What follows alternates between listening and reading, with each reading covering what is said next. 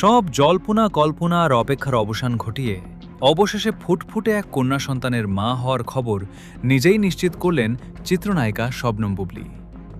দীর্ঘ প্রতীক্ষার পর নিজের অফিসিয়াল পোস্টে বুবলী স্পষ্ট জানিয়ে দিয়েছেন, এই রাজকন্যার বাবা মা অন্য কেউ নন, স্বয়ং শাকিব খান এবং তিনি নিজে।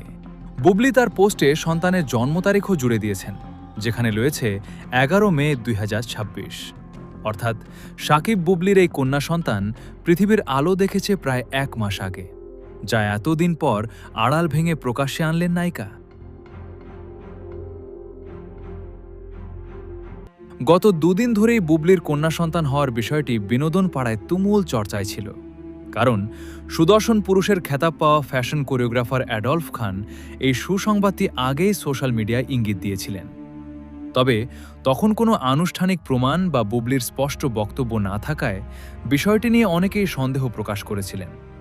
কিন্তু এবার বুবলী নিজেই পোস্ট দিয়ে প্রমাণ করে দিলেন যে অ্যাডলফ খানের দেওয়া সেই বিস্ফোরক তথ্যটি শতভাগ সত্যি ছিল।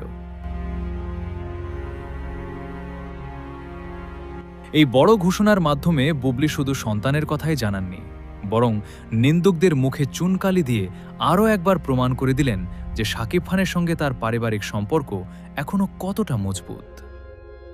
আমেরিকার সেই বহুল আলোচিত অধ্যায়ের আগে থেকেই যে তারা নিবিড় দাম্পত্য সম্পর্কে জড়িয়ে আছেন, তা এই কন্যা সন্তানের আগমনের মাধ্যমেই স্পষ্ট হল।